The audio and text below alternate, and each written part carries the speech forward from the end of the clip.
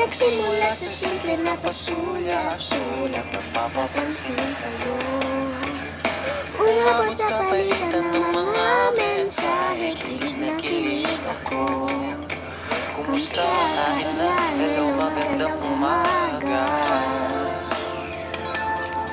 Ingat ka, pahinga, huwag kang masyadong magpupuyat pa. Naramdaman ng puso na dahan-dahan akong nahuhulog sa'yo.